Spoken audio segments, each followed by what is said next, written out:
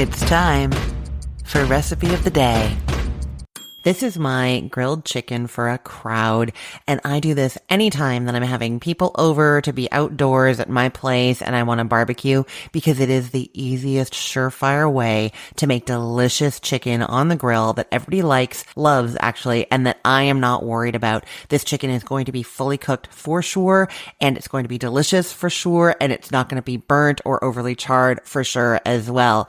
Okay, so the trick to this grilled chicken is actually a play on the reverse sear that I talk about all the time for roasting meat. I do steaks this way, all kinds of stuff. And it's basically where you slow cook your meat first and then you apply high heat at the end. In this case, the slow cooking is happening in the oven. I know that's totally cheating, but just stay with me. It is brilliant and it works so well. The first part, the slow cooking, is done in the oven, and then you just grill them for the last little bit right before you're ready to eat. Now, what does that buy us? You're slow cooking at like 300 degrees Fahrenheit for an hour. Nice juicy chicken drumsticks or chicken thighs with the bone in, and they're just going to be slow cooked so the meat is really tender, really juicy, really wonderful. And then you're going to brush them with barbecue sauce or honey mustard, whatever sauce you want to use. And then they go in the fridge until just before you want to eat. Just before you want to eat is when you're going to blast them with heat. Okay, so that is what we're going to be doing. I'm going to tell you some tips and tricks along the way. So let's go. You're starting by preheating your oven to 300 degrees Fahrenheit. Then you're going to mix together some salt, garlic powder, and brown sugar in a small bowl. Now you get out your bone-in dark meat chicken pieces, drumsticks or thighs. I wouldn't use chicken breast for this recipe. I do have grilled chicken breast perfected, and I'm going to link to that in the show notes for you, just in case you want that. But I would do that differently from what I'm doing here. It's just the white meat is going to dry out if you do this process. So you want to use the dark meat. Bone-in is going to be best. If you're using boneless chicken thighs, you would just reduce the oven cooking time until they're cooked through. That would be the only difference. But this is timed for the bone in.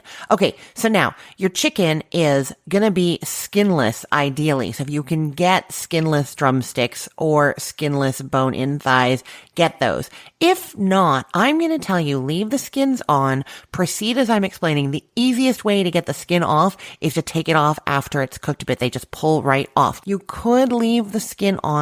I just don't find that it gets nice and crunchy on the grill, and so it's not like the best thing. People are probably going to pull it off anyways. It's just better to get rid of it. You could alternatively take the skin off at the beginning. It's easier to do with the thighs than with the drumsticks. Using some clean kitchen shears to help cut around where it's stuck or attached does help, but I'm telling you, it's much easier to do after. So what you do is you put your chicken pieces, we're doing 6 pounds of these bone-in dark meat pieces, put them on a big rimmed baking sheet, and then sprinkle them with that seasoning mixture that you made, and then they're going into that 300 degree Fahrenheit oven for an hour. Now, I know that that should be fully cooked, 300 degrees Fahrenheit in an hour, but just in case, if your oven isn't calibrated, you never know, you want to make sure. I would say use an instant read thermometer and poke in there, or cut into a couple pieces just near the bone and make sure that it's not pink and that the juices are running clear. But they should be done if your oven is working properly. Okay, let them cool down for 15 minutes. Now, if they have the skin on, you can pull it off now. You can use some tongs or a fork or your fingers, and it's just going to pluck right off.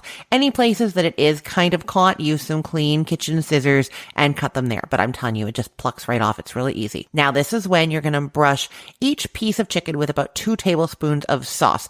Any barbecuing sauce that you like is going to work here. I just use a standard bottle of sauce off the shelf. Sometimes I make my own. I will link to that for you, but it's just easy, whatever sauce you like. So brush them with the sauce all over, and then you put them in the fridge for up to 36 hours. So this is totally make ahead at this point, right? You could proceed to the grilling right now if you wanted to, or you could do this the day before, earlier in the day, anything like that. Okay, now 15 minutes before you want to eat, take the chicken out of the fridge and then get your grill ready. I'll just say you can alternatively use the broiler, then get your oven rack about 8 inches away from the top heat source, and then you're just going to broil the chicken on a pan that's safe under your broiler until it's starting to char on all sides and is heated through. But we're going to assume that you're grilling. Get your grill ready for direct cooking over a medium-high heat. Then you're going to use some tongs and transfer your chicken pieces to the direct heat part of the grill, and you're going to cook them for about 4 to 5 minutes on the underside. You just want some charring under there, and then flip them over and cook for another 4 to 5 minutes. You can baste with more sauce halfway through if you want,